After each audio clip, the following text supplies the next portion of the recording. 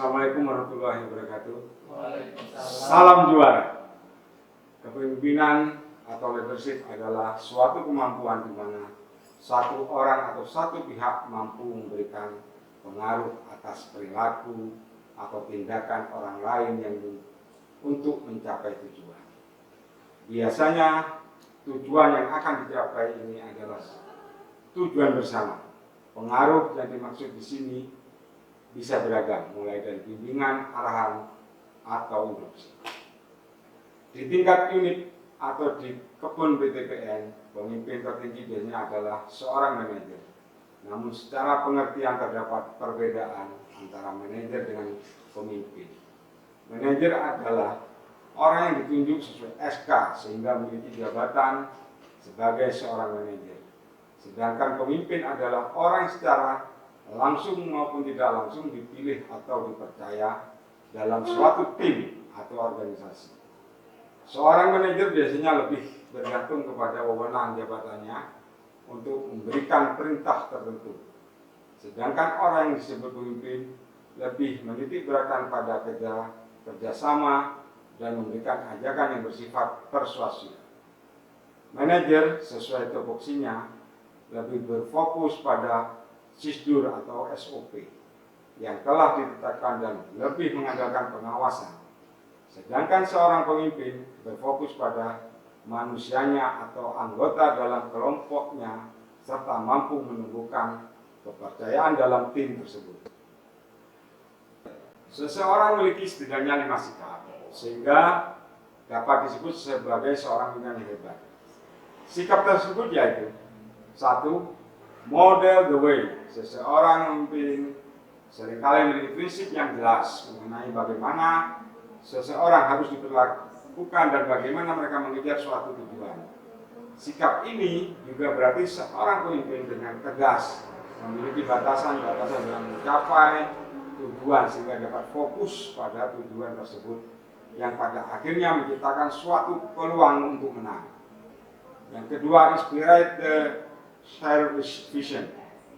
Ini adalah sikap di mana seorang pemimpin mampu membawa timnya memiliki pemikiran ke depan, memahami apa yang dapat terjadi di masa depan sangat penting untuk bisa mengambil suatu keputusan strategis sehingga dapat tetap fokus untuk mencapai tujuan organisasi. Ketiga, challenge the process. Dalam mencapai suatu tujuan, kerap sekali menemui hambatan-hambatan atau keadaan yang tidak terprediksikan sebelumnya. Pemimpin yang baik mampu membuat tujuan-tujuan jangka pendek yang mana masih termasuk dalam skenario untuk mencapai tujuan yang utama. Keempat, enable other to act. Kemampuan seseorang pemimpin yang baik adalah mampu untuk meyakinkan orang lain mencapai suatu tujuan. Seorang pemimpin memberikan motivasi yang sedemikian rupa sehingga orang lain merasa percaya diri dan mampu mencapai tujuan bersama.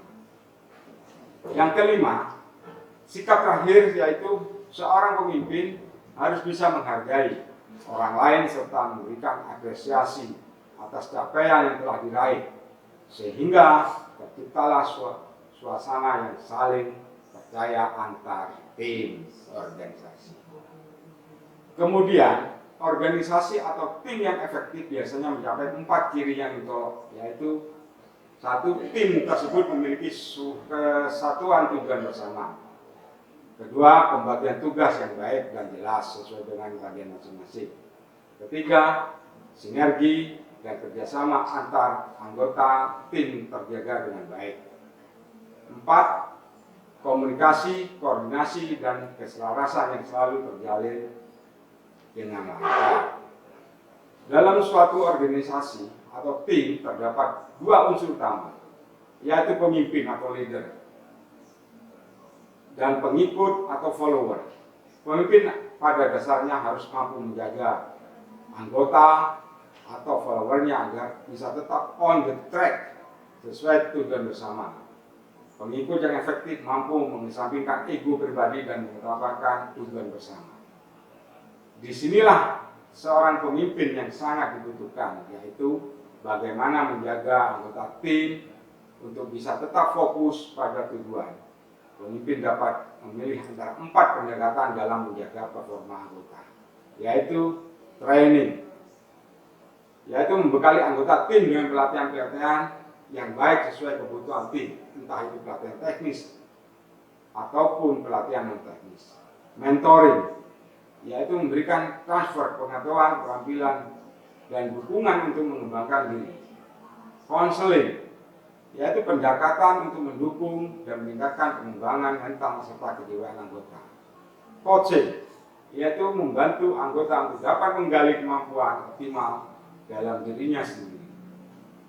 Ketika suasana yang diinginkan oleh seorang pemimpin tercapai, maka seorang pemimpin dapat mendorong tim untuk bisa menciptakan inovasi.